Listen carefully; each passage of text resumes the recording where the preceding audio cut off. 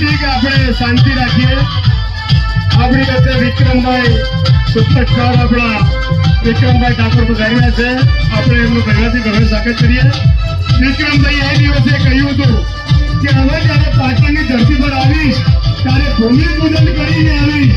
એટલે આજે ભૂમિપૂજન થઈ ગઈ છે વિક્રમભાઈ, અને તમે બધા છો મોસ્ટ વેલકમ વેલકમ।